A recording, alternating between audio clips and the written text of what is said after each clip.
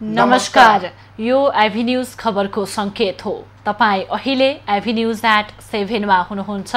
म प्रभा थापा। म सुभाष नेपाल। प्रारम्भमा मूल खबर। कांग्रेसको अवरोधका बीच 5 नम्बर प्रदेश सभामा नाम र राजधानीको प्रस्ताव पेश। सांसदहरूले गरे माइक र कुर्सी तोडफोड।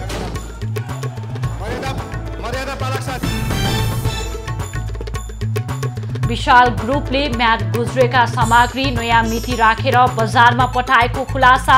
दोषीलाई उन्मुक्ति नदिन उपभोक्ता कर्मीको चेतावनी। लामो समयदेखि भारतसँगको नाका बन्द हुँदा सीमावर्ती क्षेत्रका बासिन्दालाई शास्ति। आफन्तसँग समेत भेटघाट गर्न नपाएको गुनासो।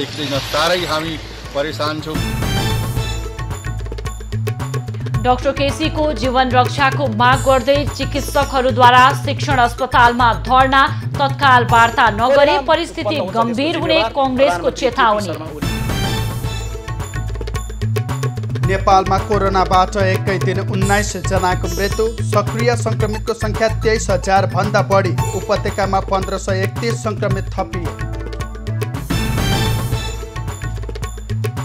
तत्काल विज्ञापन बोर्ड गठन गर्न मिडिया अलायन्स लगायत 3 संस्थाद्वारा सरकारको ध्यानाकर्षण। क्लिन फिट कार्यान्वयनमा ल्याउन माग। र यस वर्षको चिकित्सा शास्त्रतर्फको नोबेल पुरस्कार घोषणा। हेपाटाइटिस सी भाइरस पत्ता लगाउने 3 वैज्ञानिकलाई प्रदान गर्ने निर्णय।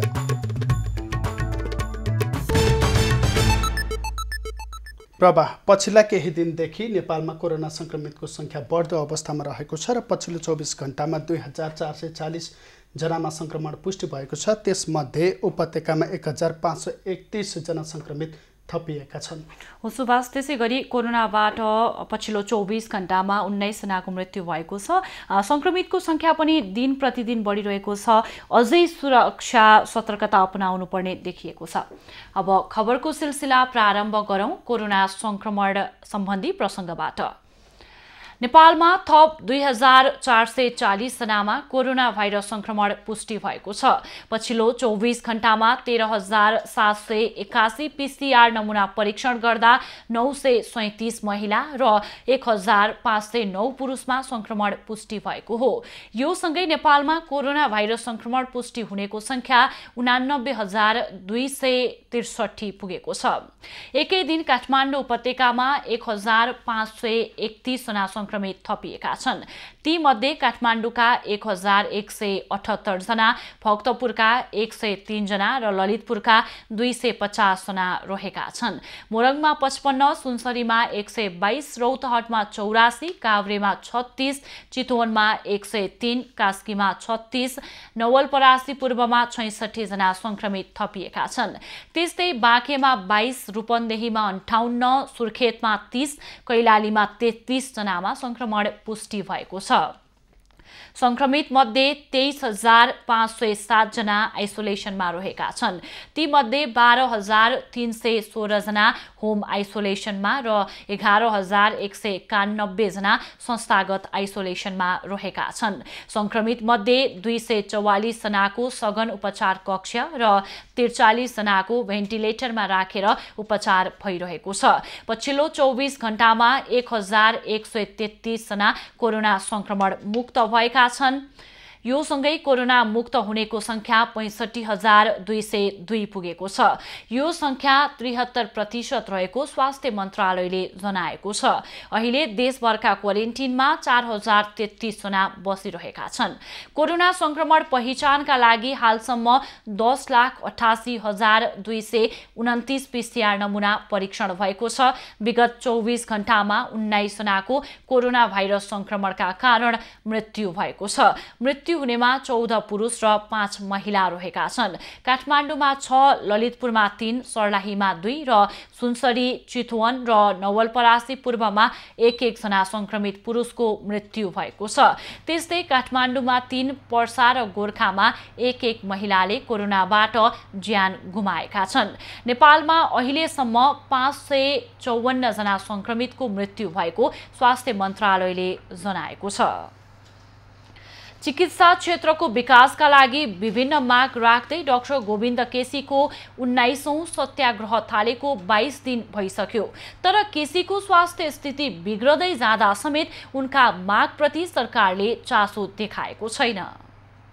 चिकित्सा क्षेत्रभित्र मौलाउँदै गएको बेथिति तथा व्यापारीकरणले यो क्षेत्रको नाम बदनाम बन्दै गएको छ। त्यसको सुधारको माग गर्दै डाक्टर गोविन्द केसी 19औं पटकको आमरण अनसनमा छन्। चिकित्सा क्षेत्रको सुधारका लागि भन्दै आमरण अनसनमा बस्दै आएका डाक्टर केसीको स्वास्थ्य अवस्था भने अहिले बिग्रन थालेको छ। तर उनी आफ्नो माग सरकारले सम्बोधन नगरेसम्म अनसन नतोड्ने अडानमा छन्। डाक्टर केसीले उठाउनु भएका मागहरू एकदमै सरल छन्। यदि सरकारको इच्छा शक्ति हुने हो भने यी मागहरू एकैछिनमा पूरा हुन्छन्।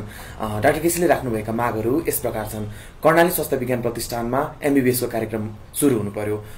2 वर्ष अगाडि पनि सरकारले उहाँसँग सम्झौता गर्दा MBBS को कार्यक्रम छिटै सुरु गर्ने, त्यहाँ अध्ययन गर्ने र MBBS छिटो सुरु गर्ने भनेर भनिएको थियो। तर हालसम्म पनि त्यहाँ सुरु नभएकोले डाक्टर केसीले कर्णालीमा चाँडोभन्दा चाँडो MBBS को कार्यक्रम सुरु हुनु पर्यो भनेर भनिराख्नु भएको अवस्था हो।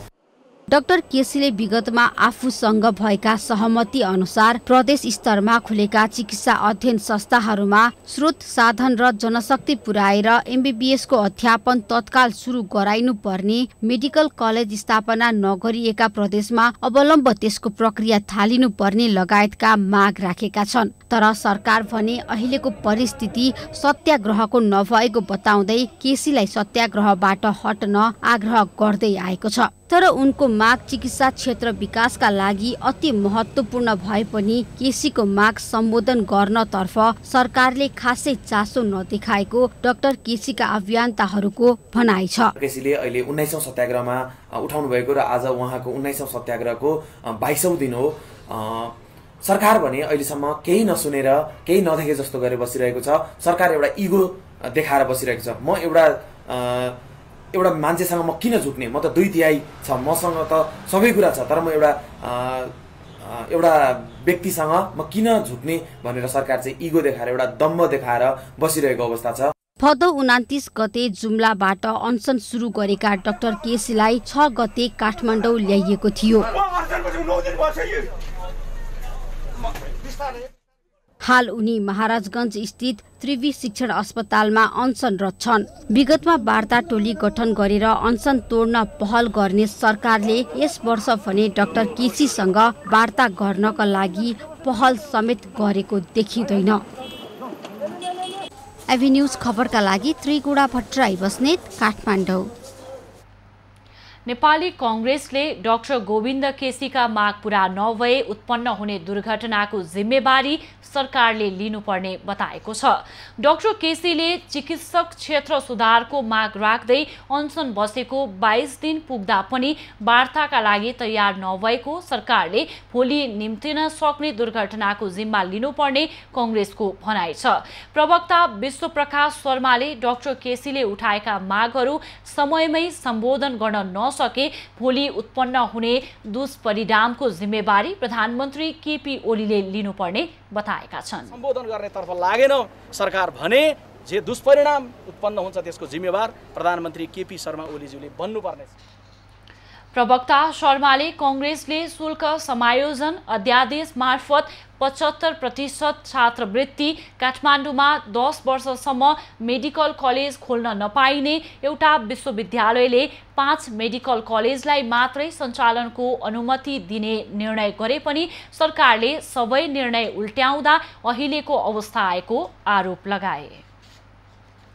चाडबाड नजिकिएसँगै मिति सकिएका खाद्य वस्तुमा नयाँ मिति राखेर बजार पठाउने गतिविधिमा प्रतिष्ठित व्यावसायिक घराना विशाल ग्रुप संलग्न भएको खुलेको छ। यद्यपि आफ्नो संलग्नताबारे विशाल ग्रुपले अस्वीकार गरेको छ, तर उसको संलग्नता पुष्टि हुने पर्याप्त आधारहरू फेला परेका छन्। उपभोक्ताको स्वास्थ्यमाथि गम्भीर खेलवाड गर्दै मिति सच्याएर अखाद्य वस्तु बजार पठाउने योजनामा सक्रिय विशाल ग्रुपसँग आबद्ध केही व्यक्तिलाई प्रहरीले केही दिन अघि पक्राउ गरेको थियो। मिति नाघेका र मिति सच्याइएका चकलेट लगायतका अखाद्य वस्तु बिक्री वितरणमा उसको संलग्नता रहेको देखिन्छ। यद्यपि उसले त्यसमा आफ्नो संलग्नता नरहेको दावी गरेको छ, जुन तथ्यहरूले झुठो प्रमाणित गरेका छन्। प्रहरीले पक्राउ गरेका व्यक्ति र संस्था Ronak Bothra, Amazon distributor Facebook page Jitu Agarwal र मनोज शाहको लिङ्कइन प्रोफाइलमा लाइफ केयर डिस्ट्रिब्युटरसँग सम्बन्धित देखिन्छ। लाइफ केयर विशाल ग्रुपकै भगिनी संस्था भएको प्रमाणित भएको छ। विशाल ग्रुपले शनिबार चलाखीपूर्ण तरिकाले निकालेको प्रेस वक्तव्यमा उसको संलग्नता छैन कि जस्तो भान दिन खोजिएको छ, तर अमेजन डिस्ट्रिब्युटरको बारेमा केही नबोलेपछि उसको संलग्नता पुष्टि भएको हो। गलत काम गर्ने व्यक्तिलाई पक्राउ गरेसँगै प्रहरी र विभागको निकै प्रशंसा भएको थियो, तर विभिन्न किसिमको प्रभावमा परेर आइतबार नै पक्राउ परेका व्यक्तिहरूलाई रिहा गरेपछि उपभोक्ता अधिकार कर्मीहरूले कारबाही गर्नुपर्ने व्यक्तिलाई नै रिहा गरेको भन्दै कारबाहीको माग गरेका छन्। कहिले डेट एक्सपायर वस्तुहरूलाई चाहिँ रेबलिङ गरेर चाहिँ बेच्ने, कहिले मूल्यमा ठग्ने, कहिले कालोबजारी गर्ने, कहिले गुणस्तरहीन वस्तुहरू उपलब्ध गराउने, बिक्री वितरण गर्ने कार्यले उपभोक्ताको जीव ज्यान स्वास्थ्यमा असर परिरहेको हुँदा यसतर्फ नेपाल सरकारको ध्यान आकृष्ट हुनुपर्छ। मिति नाघेको अखाद्य वस्तुलाई रिलेबलिङ गर्दा गर्दै रङ्गेहात पक्राउ परेका 7 जनालाई वाणिज्य विभागले आइतबार सामान्य तारिखमा छोडेको थियो। अवैध काम गर्ने व्यक्तिलाई गोदामबाटै रङ्गेहात पक्राउ गरे पनि विभागले सामान्य तारिखमा छोडेको भन्दै उपभोक्ता अधिकार कर्मीले विभागमाथि नै प्रश्न उठाएका छन्। कानुन निमुखहरूलाई मात्रै हुनु हुँदैन, यो तल्लो तहदेखि माथिल्लो तहसम्मलाई समान रूपमा कानुन लागू हुनुपर्छ र अपराध जसैले गरेको भए पनि त्यो अपराध गर्ने अपराधीहरूलाई कारबाहीको दायरामा ल्याउन सक्नुपर्दछ। मानव स्वास्थ्यमा प्रतिकूल असर पार्ने यस प्रकारको वस्तु उत्पादन तथा वितरण गर्नेलाई कालोबजारी ऐन 2032, उपभोक्ता संरक्षण ऐन 2075 र खाद्य ऐन 2023 अनुसार कारबाही हुने प्रावधान रहेको छ, तर वाणिज्य विभागले भने पक्राउ परेका मध्ये 1 जनालाई मात्रै हिरासतमा राखेर 7 जनालाई तारिखमा रिहा गरेको छ। उपभोक्ता संरक्षण ऐन अन्तर्गत 5 वर्ष, खाद्य ऐन अन्तर्गत 1 वर्ष र कालोबजारी ऐन अन्तर्गत जति वर्ष पनि कारबाही गर्न सकिने प्रावधान रहेको छ। भेटिएका विभिन्न प्रमाणले विशाल ग्रुपबाटै मिति नाघेका 95 करोड भन्दा बढी मूल्यका सामानहरू बेच्ने प्रयास भएको प्रमाणित गरेको छ। मिडिया क्षेत्रसँग सम्बन्धित 3 संस्थाले विज्ञापन नियमन गर्ने ऐन 2076 तत्काल कार्यान्वयन गर्न सरकारसँग माग गरेका छन्। Media alliance Nepal, Nepal cable television व्यवसायी महासंघ र विज्ञापन संघ नेपाल आनको आइतबार बसेको संयुक्त बैठकले ऐन कार्यान्वयन गर्न सरकारको ध्यानाकर्षण गराएको हो। ऐन राष्ट्र, राष्ट्रियता र संस्कृतिको जगेर्नाका साथै नेपाली उद्योग व्यवसायलाई प्रवर्धन गर्न महत्त्वपूर्ण कोसे ढुङ्गा हुने भन्दै तत्काल प्रभावकारी कार्यान्वयन गर्नुपर्ने 3 वटै संस्थाको ठहर छ। ऐन कार्यान्वयनका लागि विज्ञापन बोर्ड गठन अत्यावश्यक भएको निष्कर्ष निकाल्दै तत्काल व्यावसायिक व्यक्तिको संलग्नतामा विज्ञापन बोर्डको गठन गर्न माग पनि गरेको छ। क्लिन फिड नीति पनि पूर्व निर्धारित कार्तिक 7 कै मितिमा कार्यान्वयनमा ल्याउन पनि बैठकले सरकारको ध्यानाकर्षण गराएको छ। बैठकपछि मिडिया अलायन्स नेपालका अध्यक्ष भास्कर राज कर्णिकार, नेपाल केबल टेलिभिजन व्यवसायी महासंघका अध्यक्ष ध्रुव शर्मा र विज्ञापन संघका अध्यक्ष रविन्द्र कुमार रिजालद्वारा जारी संयुक्त विज्ञप्तिमा कुनै पनि बहानामा विदेशी टेलिभिजन विज्ञापन रहित बनाउने कार्यमा अवरोध भए संयुक्त सङ्घर्ष गर्ने चेतावनी दिएको छ। सो प्रावधान कार्यान्वयन हुनु पूर्व नेपाल केबल टेलिभिजन व्यवसायी महासंघले अघि सारेका विदेशी DTHले नेपालमा गरिरहेको अवैध प्रसारण रोक्न प्रभावकारी कदम चाल्नुपर्ने बैठकको निष्कर्ष छ। इन्टरनेट माध्यमबाट डाउनलिङ्क अनुमति नलिएका टेलिभिजन च्यानल समेत प्रसारण भइरहेकाले त्यसलाई रोक्न पनि बैठकले माग गरेको छ। इन्टरनेटको माध्यमबाट हुने विज्ञापनको नियमन समेत विज्ञापन बोर्ड मार्फत नै हुने व्यवस्था ऐनमा गर्न पनि बैठकले सरकारलाई आग्रह गरेको छ। इन्टरनेटका माध्यमबाट टेलिभिजन सिग्नल वितरण गरिरहेका संस्थाहरूले केबल अपरेटरहरूले जस्तै अनुमति लिनुपर्ने र केबल र इन्टरनेटको शुल्क स्पष्ट पार्न बैठकले अनुरोध गरेको छ। प्रसारणका क्षेत्रमा संलग्न कार्यक्रम उत्पादन company, music recording company, radio, television र इन्टरनेट माध्यम तथा वितरणमा संलग्न केबल अपरेटर, इन्टरनेट सेवा प्रदायक, इन्टरनेट, टेलिभिजन तथा रेडियो सञ्चालक तथा वितरकलाई समेट्ने गरी छुट्टै प्रसारण प्राधिकरण गठन गर्न पनि बैठकले आग्रह गरेको छ। त्यस्तै बैठकले डाउनलिङ्क अनुमति लिएका टेलिभिजनहरूलाई विज्ञापन रहित प्रसारण गर्न आवश्यक पर्ने उपकरण आयात सहज बनाउने व्यवस्था मिलाउन पनि बैठकले आग्रह गरेको छ। प्रदेशको नाम र राजधानीको विषयलाई लिएर प्रदेश 5 को प्रदेश सभामा तीव्र विवाद भएको छ। विवादका बीच प्रमुख प्रतिपक्षी दल नेपाली कांग्रेसका सांसदहरूले प्रदेश सभामा कुर्सी तोडफोड गरेका छन्।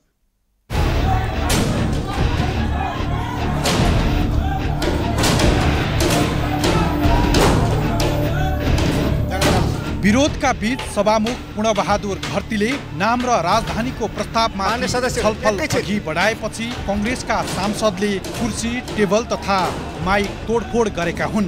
सोमबार 1 बजे सुरु भएको बैठक विरोध भएपछि स्थगित भएको थियो। सहमतिका लागि भन्दै आधा घण्टा स्थगित गरिएको बैठक 2 घण्टासम्म पनि कुनै सहमतिको बिन्दु नभेटिएपछि पुनः सुरु भएको थियो।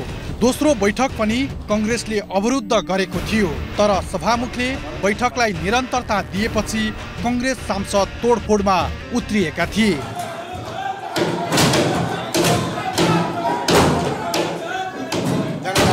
प्रदेश सभाको सोमबारको बैठकमा कानुन तथा आन्तरिक मामिला मन्त्री कुलबहादुर केसीले राजधानी र नाम प्रस्ताव छलफलका लागि प्रदेश सभामा पेश गरेका थिए।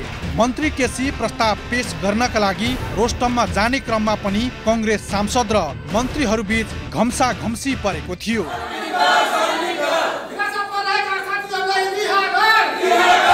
मन्त्री केसीले मर्यादा पालकको सहयोगमा रोस्टममा पुगेर प्रस्ताव पेश गर्न सुरु गरेपछि कांग्रेस सांसदहरूले कुर्सी, टेबल र माइक तोडफोड गरेका थिए। तोडफोडकै बीच बोलेका नेकपा प्रदेश सभा सदस्य घोष प्रसाद श्रेष्ठले सरकारको प्रस्ताव ठीक नभएको र जनभावनाको कदर नभएको बताएका थिए। उनले विशेष समितिले विकल्प सहित दिएको प्रतिवेदन पनि सार्वजनिक गर्नुपर्ने माग गरे। नेकपाकै सांसद विष्णु पन्थीले प्रदेशको स्थायी राजधानी कपिलवस्तु नै उपयुक्त हुने भन्दै सरकारको प्रस्ताव सच्याउनु पर्ने माग गरे। राष्ट्रिय जनमोर्चाकी तारा जीसीले स्थायी राजधानीको विषयमा रूपन्देहीमा देखिएको विरोध टेलर मात्र भएको र देशले संघीयताको सिनेमा देख्न बाँकी रहेको बताइन्। सांसदहरूले उठाएको प्रश्नको आन्तरिक मामिला तथा कानुन मन्त्री कुलबहादुर केसीले जवाफ दिएका थिए। जवाफ दिने क्रममा आक्रोशित बनेका केसीले नाराबाजी गरिरहेका सांसदहरूलाई घिसारेर बाहिर निकाल्न मर्यादा पालकलाई आदेश दिएका थिए।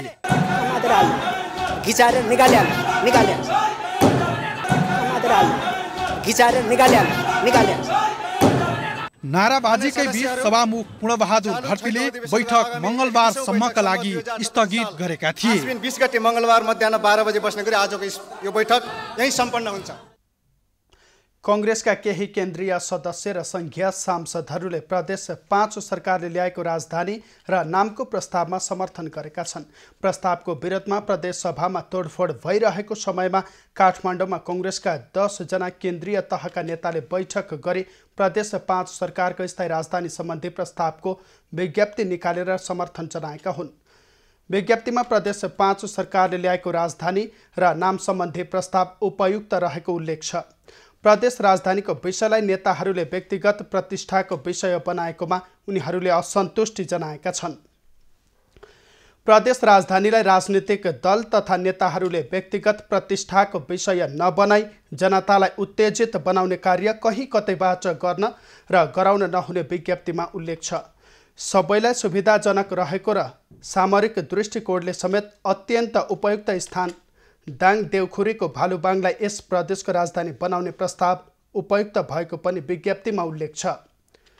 सो प्रस्तावलाई प्रदेश सभाले तत्काल टुङ्गोमा पुर्याउनु पर्ने कांग्रेसका नेताहरूको माग रहेको छ। प्रस्तावको संघीय सांसदहरू पार्वता डीसी चौधरी, किशोर सिंह राठौर र सञ्जय गौतम छन्। त्यसैगरी पूर्व मन्त्री एवं केन्द्रीय सदस्य दीपक गिरे, गोपाल दहित र रोल्पा कांग्रेसका जिल्ला सभापति अमरसिंह पुन रहेका छन्। केन्द्रीय सदस्यहरू शीला खड्का, मङ्गल प्रसाद थारू, योगेन्द्र चौधरी र कृष्ण किशोर घिमिरेले पनि दाङको देउखुरीलाई प्रदेश 5 को राजधानी बनाउने प्रस्तावमा समर्थन जनाएका छन्। यसैबीच 5 नम्बर प्रदेशको राजधानी दाङ सार्ने प्रस्तावको विरोधमा सोमबार रूपन्देहीमा प्रदर्शन भएको छ। नेपाली कांग्रेसले आह्वान गरेको विरोध प्रदर्शनमा जिल्लाका विभिन्न सङ्घ संस्थाको प्रतिनिधित्व रहेको थियो। प्रदेश सभा घेराउ गर्न पुगेका प्रदर्शनकारीलाई बाटैमा प्रहरीले रोकेपछि नेपालगञ्ज रोडको सडकमै बसेर उनीहरूले प्रदर्शन गरेका थिए। सो क्रममा प्रदर्शनकारीहरूले प्रदेशको राजधानी दाङ लैजाने प्रस्ताव फिर्ता गर्न माग गरेका थिए। मुख्यमन्त्री शङ्कर पोखरेलको राजीनामा माग गर्दै उनीहरूले निर्णय नसच्याइए सशक्त आन्दोलन गर्ने चेतावनी समेत दिएका छन्। स्वतन्त्र मत जाहेर गर्ने जुन अधिकार छ नागरिकको, त्यसलाई पार्टीको तर्फबाट व्हिप लगाएर त्यसलाई पास त गर्नु होला। सम्भवतः गणितीय खेल हो, पास त होला। तर जुन प्रस्ताव पेश गरिएको छ, यो प्रस्ताव पास भएपछि यसबाट उत्पन्न हुने परिस्थितिको परिणाम तपाईँ आदरणीय कमरेड मुख्यमन्त्री शङ्कर पोखरेलज्यू र लुम्बिनी अञ्चलबाट, मैले अरू भन्दिनँ, लुम्बिनी अञ्चलबाट प्रतिनिधित्व गर्नुहुने आदरणीय मान्य मन्त्रीज्यूहरू, मान्य सभासदज्यूहरू अब के नाकले जनताको अगाडि आउने मैले आग्रह गर्न चाहन्छु। यसअघि आइतबार साँझ काठमाडौँबाट फर्कँदै गरेका मुख्यमन्त्री पोखरेललाई लक्षित गरी प्रदर्शनकारीहरूले ढुङ्गा प्रहार समेत गरेका थिए। ढुङ्गा प्रहार गरेको अभियोगमा प्रहरीले कांग्रेसका 9 जना कार्यकर्तालाई पक्राउ गरेको छ। प्रदेश राजधानी बुटवल कायम गर्न माग गर्दै पाल्पामा पनि विरोध प्रदर्शन भएको छ। नेपाली कांग्रेसले रामपुरमा विरोध र्याली निकालेको हो। विरोध र्यालीसँगै नेपाली कांग्रेस रामपुर र नेपाल तरुण दल रामपुरले इलाका प्रशासन कार्यालयमा ज्ञापन पत्र समेत बुझाएको छ। कांग्रेसले लोकतान्त्रिक वेदिका प्रयोग नगरी एकलौटी रूपमा प्रदेश राजधानी तय गर्ने प्रक्रिया अघि बढाएको भन्दै आपत्ति जनाएको छ। प्रस्ताव अविलम्ब फिर्ता नभए पाल्पावासीलाई गण्डकी प्रदेशमा गाभ्न समेत कांग्रेसले माग गरेको छ। यस्तै कांग्रेस र तरुण दलले अहिले साँझ मसाल जुलुस समेत प्रदर्शन गरेको छ। भोलि रामपुर नगरपालिका बन्दको घोषणा समेत गरिएको छ। र भारतका सुरक्षा अधिकारी सीमा क्षेत्रमा हुने अपराधलाई नियन्त्रण गर्न सहमत भएका छन्। बाराको करैयामा सोमबार भएको 2 देशका अधिकारीहरूको बैठकले नेपाल भारत सीमा क्षेत्रमा हुने आपराधिक घटना न्यूनीकरणका लागि समन्वयात्मक हिसाबले अघि बढ्ने निर्णय गरेको हो। बैठकमा सीमा क्षेत्रबाट हुन सक्ने चेलीबेटी बेचबिखन, जडीबुटी, लागु औषध ओसार पसार नियन्त्रणमा सहकार्य गर्ने निर्णय गरेको हो। र नाका नखल्ने विषयमा आम मिडियालाई पनि जानकारी गराउने र सोही अवधिमा चाहिँ हाम्रा क्रियाकलापहरू इन्डियातर्फ जाने आउने क्रियाकलापहरू बन्द गर्ने भन्ने सहमति भएको छ। यो चुनाव मात्रै होइन, चुनावको विषय एउटा एजेन्डा हो। अन्य 4वटा विषयका एजेन्डाहरूलाई हामीले क्लियरिफाई गरेर हामीले चाहिँ निर्णय गरेका छौँ। सीमा स्तम्भ तथा 10 गजा क्षेत्रमा देखिएका समस्या र त्यसको समाधानका उपायका विषयमा पनि बैठकमा छलफल भएको छ। बैठकमा सीमा नाकामा हुने आपराधिक घटना नियन्त्रणका लागि दुवै पक्षबाट सहयोग, समन्वय र सूचना आदान प्रदान गर्ने सहमति भएको भारतीय अधिकारीले बताएका छन्। regarding COVID-19 management and at the same time the elections and different festivals, how to carry out that. We will abide by the rules and at the same time what are the priorities of the Nepal. We will also take into the consideration. बैठकमा बिहारमा November 3 र 7 तारिखमा हुने राज्यसभा निर्वाचनका क्रममा 3 दिन सीमा पूर्ण रूपमा सिल गर्ने निर्णय भएको छ। सीमा क्षेत्रमा कोरोना संक्रमण नियन्त्रणका लागि लागू गरिएका मापदण्ड अनिवार्य रूपमा पालना गराउने सहमति पनि भएको छ। बैठकमा भारतको बिहार राज्यको पूर्वी तथा पश्चिम चम्पारण र नेपालका 6 जिल्लाका प्रमुख जिल्ला अधिकारी लगायत प्रतिनिधि सहभागी थिए। बैठकमा नेपालको प्रतिनिधित्व चितवनका प्रमुख जिल्ला अधिकारी नारायण प्रसाद भट्टराईले नेतृत्व गरेका थिए। बैठकमा भारतका तर्फबाट 23 जना र नेपालको तर्फबाट 26 जना गरी 49 जना सुरक्षाकर्मी, भारतीय निर्वाचन आयोगका कर्मचारी, निकुञ्ज र भन्सारका प्रमुख सहभागी थिए। लामो समयसम्म नेपाल भारत सीमा नाका बन्द हुँदा सर्लाहीको सीमा नाका आसपासका बासिन्दा शास्ति बेहोर्न बाध्य भएका छन्। 6 महिनाभन्दा लामो समयदेखि नाका बन्द हुँदा औषधि उपचार गर्न, आफन्त भेटघाट र रोजगारीका लागि आवत जावत नभएको गुनासो नाका आसपासका नागरिकले गरेका छन्।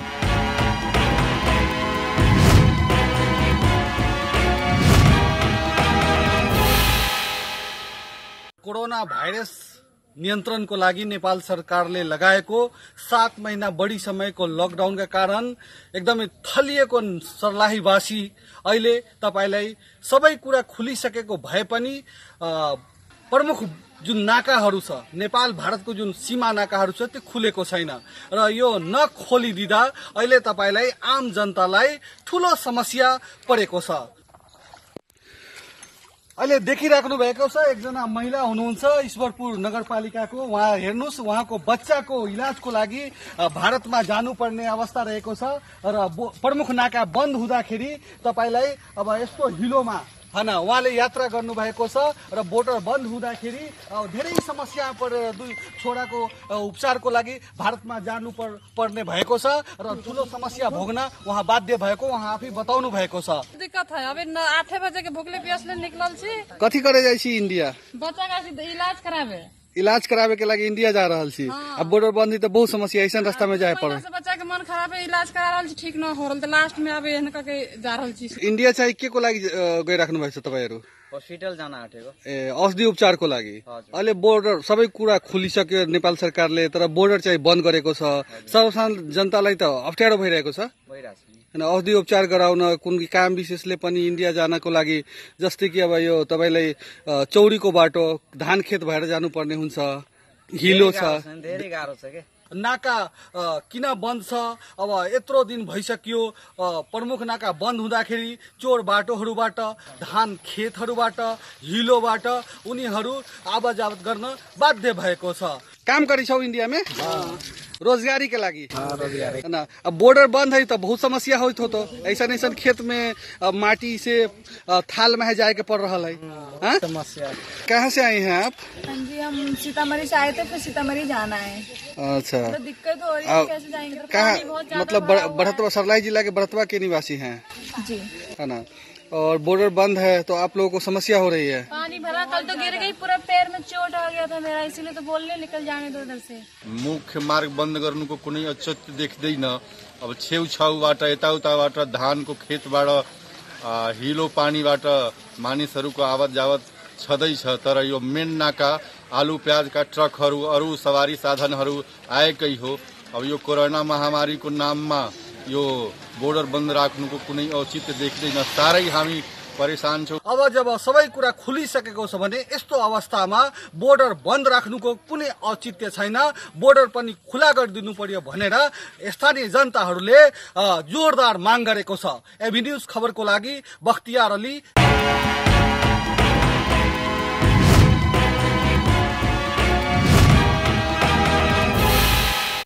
गृहमन्त्री रामबहादुर थापाले महिला हिंसा र बलात्कारका घटनाका विषयमा आफूले दिएको अभिव्यक्तिले केही अलमल निम्त्याएको बताएका छन्। विश्वको तुलनामा नेपालमा बलात्कार र महिला हिंसाको अवस्था चिन्ताजनक छैन भन्ने अभिव्यक्ति विवादमा आएपछि थापाले राष्ट्रिय सभाको राष्ट्रिय सरकार तथा समन्वय समितिमा आफ्नो अभिव्यक्तिले अलमल निम्त्याएको स्वीकार गरेका हुन्। समितिमा भएको छलफलमा सांसदहरूले अन्य देशको तुलना गरी नेपालको अवस्था चिन्ताजनक छैन भन्न नहुने बताएपछि गृहमन्त्री थापाले आफूले बोल्दा सजगता अपनाउने बताए।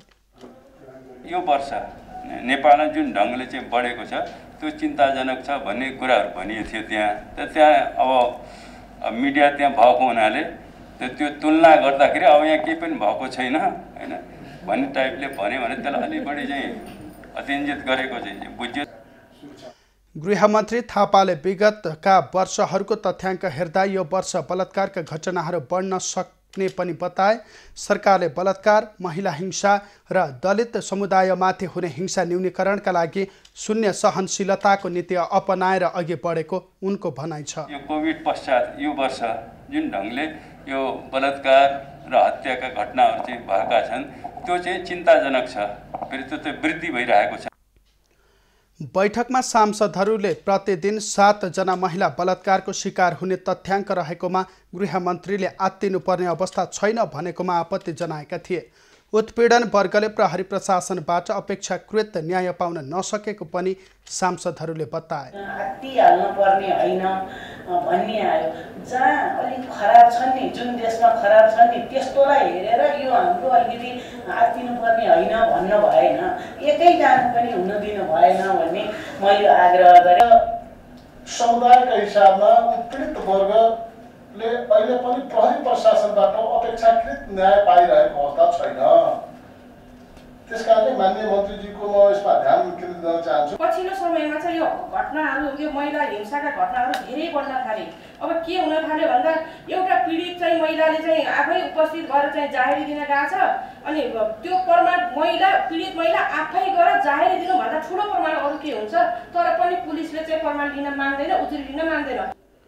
जवाफमा गृहमन्त्री थापाले महिला हिंसाका घटना न्यूनीकरणका लागि सरकार गम्भीर रहेको बताए। उनले कोरोनाको समयमा महिला हिंसाका घटनाले बढोत्तरी देखिएको पनि बताए। काठमाडौँको केशरमहल परिसरमा रहेको शिक्षा मन्त्रालयको छात्रवृत्ति शाखामा नो अब्जेक्सन सर्टिफिकेट एनओसी लिने विद्यार्थीको भिड बढेको छ। सरकारले एनओसी खुला गरेपछि भर्ना भएर विदेश जान नपाएका विद्यार्थीहरूको एनओसी लिन भिड बढेको हो। भिडका कारण एनओसी लिन समस्या भएको र केही दिन लाग्ने गरेको विद्यार्थीको गुनासो छ। एमडीएमएस अर्थात् स्नातकोत्तर अध्ययनको लागि विदेश इन्डिया जानको लागि एनओसी नो अब्जेक्सन सर्टिफिकेट लिने लाममा हामी बसेका छौँ। हामी लाममा बसेको आज मात्र होइन, हामी हिजो पनि बसेका थियौँ, अस्ति पनि बसेका थियौँ र आज बिहान 8 बजेदेखि तपाईँहरू 8 बजे आउनुहोस् भनेर शिक्षा मन्त्रालयको आग्रहमा हामी आएका थियौँ र 8 बजे आउँदा पनि हाम्रो भेरिफिकेसन सर्टिफिकेट दिने झ्यालमा अहिलेसम्म सर्भर डाउन भयो भनेर हाम्रो सर्टिफिकेटहरू लिएको छैन। विद्यार्थीले कक्षा 11 र 12 उत्तीर्ण गरेपछि विदेश अध्ययनका निम्ति एनओसी लिनुपर्ने प्रावधान रहेको छ। विद्यार्थीले विदेश पढ्न जान अघि लिने अनुमतिका पत्रका रूपमा एनओसीलाई लिएको छ। एनओसी लिएपछि विदेशी मुद्रा साट्न पाउँदछन्। त्यसैगरी विद्यार्थी भिसामा विदेश जान लागेका विद्यार्थीले विमानस्थल अध्यागमनमा अनिवार्य रूपमा एनओसी लिएको प्रमाणपत्र पेश गर्नुपर्ने हुन्छ। उपत्यकामा दैनिक कोरोना संक्रमितहरूको संख्या बढिरहे पनि सरकारी कार्यालयहरूमा सामाजिक दूरी नअपनाइकन सेवा दिँदा कोरोना संक्रमणको जोखिम झन बढेको छ। पशुपति क्षेत्र विकास कोषले तयार पारेको गुरु योजनाको विरोध गर्दै स्थानीय बासिन्दाले सोमबार पाशुपत क्षेत्रमा प्रदर्शन गरेका छन्। पशुपतिनाथको पुरानो बस्ती र संस्कृति मासिने गरी कोषले गुरु योजना तयार गरिएको भन्दै स्थानीयले त्यस विरुद्ध आन्दोलन थालेका हुन्। पशुपति क्षेत्रको विकासको नाउँमा परापूर्व कालदेखि बस्ती नै मास्ने र स्थानीय संस्कृति तथा जात्राको विनाश गर्ने गरी गुरु योजना ल्याइएको भन्दै स्थानीय विरोधमा उत्रिएका हुन्। प्रस्तावित गुरु योजनाले स्थानीय धार्मिक, सामाजिक, सांस्कृतिक सम्पदा नष्ट गर्ने भएकाले त्यसको जगेर्नाका लागि त्यसलाई खारेज गर्न माग गर्दै आन्दोलनमा उत्रनु परेको उनीहरूको भनाइ छ। पशुपति क्षेत्र विकास कोषले पशुपति क्षेत्रको 4 किल्लाभित्र बसोबास गर्दै आएका पुरानो बस्तीलाई विस्थापित गर्ने र जात्रा पर्वहरूको विनाश गरी व्यापारीकरण गर्न लागेको भन्दै स्थानीय आक्रोशित भएका छन्। पशुपति क्षेत्रले आफूले आफैलाई यो ठाउँ खाली बनाएर यहाँ धर्मशालाको नाममा ठुल्ठुलो बिल्डिङ बनाएर बनेको धर्मशालाहरूलाई जसरी उसले ठेक्कामा दिएको छ व्यापारीकरण गर्न खोज्यो पशुपति क्षेत्र विकास कोषले भन्ने हाम्रो कुरा हो। त्यसको विरोधमा हो हाम्रो यो कुरा। हाम्रो घर जाँदैछ भने हामीलाई चिन्ता लागेर, हामीलाई डर लागेर हामी यो आन्दोलन गरिराखेको छैनौँ।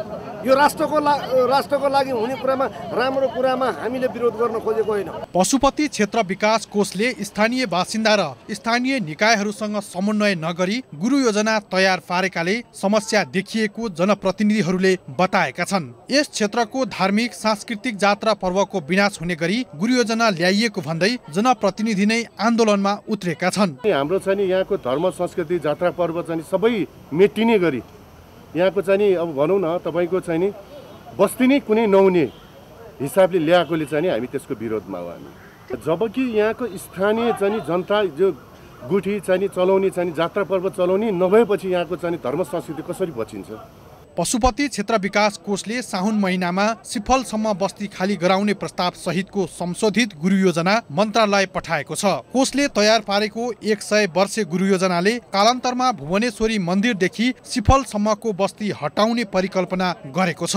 कोषले 2052 सालमा तयार गरेको पहिलो गुरु योजना 2056 सालमा स्वीकृत भएको थियो भने 2058 सालदेखि लागू भएको थियो। पुरानो योजनाको समीक्षा नगरिकन नयाँ गुरु योजना तयार पारिएपछि स्थानीय विरोधमा उत्रेका छन्। अब पालो नयाँ पुस्ताको।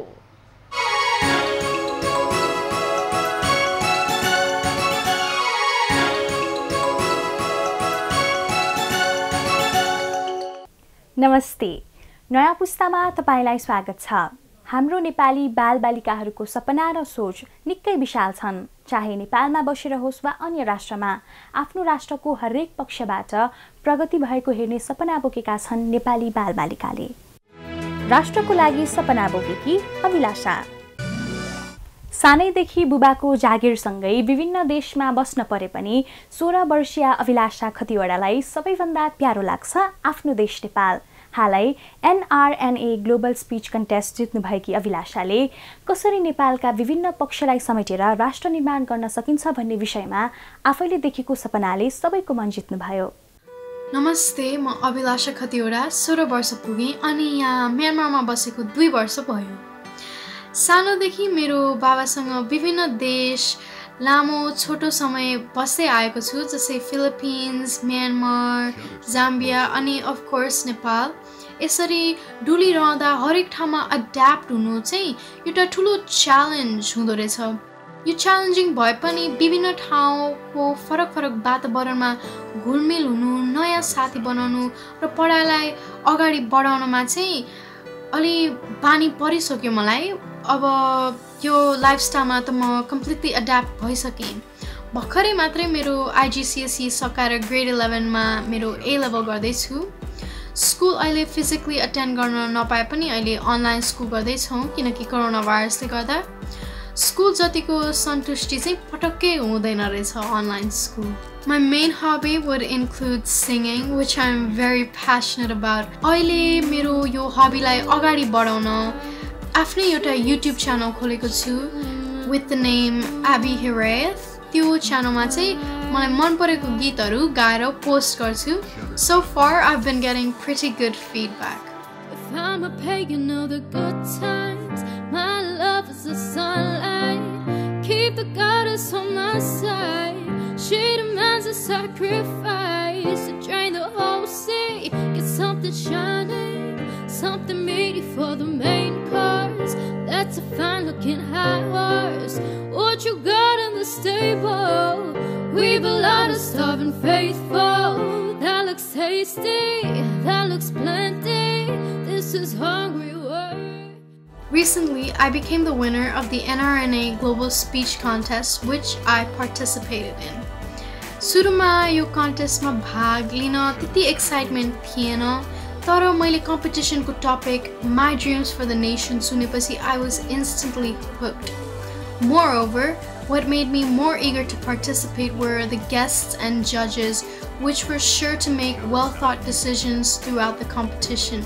त्यति ठुलो प्लेटफर्ममा त्यस्तो जजहरूसँग मेरो विचारहरू राख्न पाउन नै कत्रो ठुलो अपर्च्युनिटी थियो।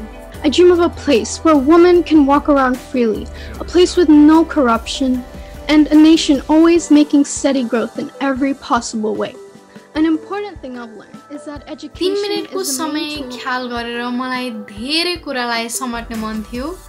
एउटा स्पेसिफिक टपिकको बारेमा डिटेलमा नगई मैले चाहिँ धेरै जसो इस्युहरूलाई इन्क्लुड गरेको थिएँ, जस्तै education, women's freedom, the economy, corruption, remittance, discrimination, and employment opportunities. And as we move along this journey to a better Nepal, let's remember to keep the national anthem close to our heart. As it is said, Soyo Tunga Fulka Hami Yote Mala Nepali, remembering to take everyone along in each and every step of the way, no matter what. मेरो स्पिचको main goal नेपालको बारेमा negative सोचाइले पछाडि धकेल्नु भन्दा पोजिटिभिटीले अगाडि बढाउनु थियो। स्पिचको माध्यमबाट आफ्नो ड्रिम्स मात्र होइन तर यो कसरी पुरा पनि गर्न मिल्छ भनेर आशा जगाउन चाहन्थे। Each and every speech was so inspiring and powerful.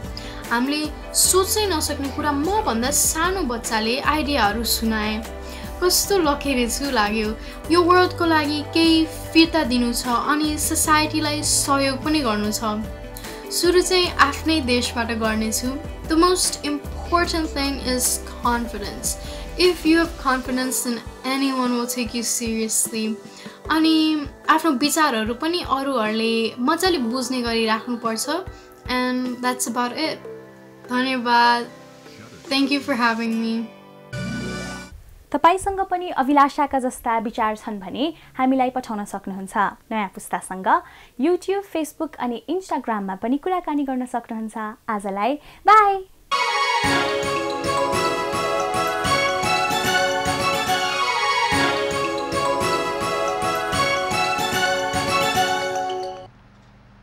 अब पालो एभिन्यूज एट मौसमको। एभिन्यूज एट मौसमको साथ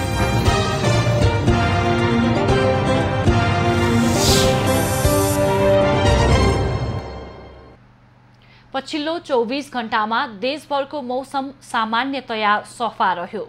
आज राति प्रदेश 1, प्रदेश 2, बागमती प्रदेश र गण्डकी प्रदेशमा सामान्य बदली र बाँकी प्रदेशहरूमा आंशिक बदली रहनेछ। साथै प्रदेश 1 र प्रदेश 2 का केही स्थानमा हल्कादेखि मध्यम वर्षा र बागमती त्यसैगरी गण्डकी प्रदेशका 1-2 स्थानमा हल्का वर्षाको सम्भावना रहेको जल तथा मौसम पूर्वानुमान महाशाखाले जनाएको छ। काठमाडौँ उपत्यकाको आजको अधिकतम तापक्रम 30 डिग्री सेल्सियस र न्यूनतम तापक्रम 18 डिग्री सेल्सियस मापन गरियो। आज देशभरको मौसम कस्तो रह्यो त हेरौं देशका विभिन्न स्थानको मौसमी अवस्था।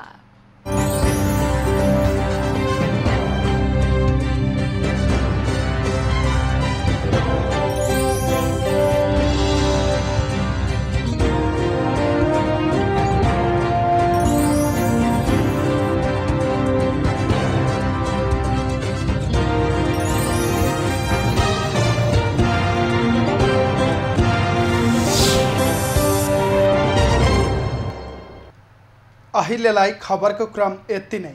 एभिन्यूज खबरका यी सहित अन्य विस्तृत खबरका लागि www.avenews.tv लगअन गर्न सक्नुहुनेछ। युट्युब, फेसबुक र ट्विटरमा पनि हामीलाई फलो गर्न सकिनेछ। खबर भित्रको खबरका लागि हेर्दै रहनुहोला एभिन्यूज खबर। नमस्कार।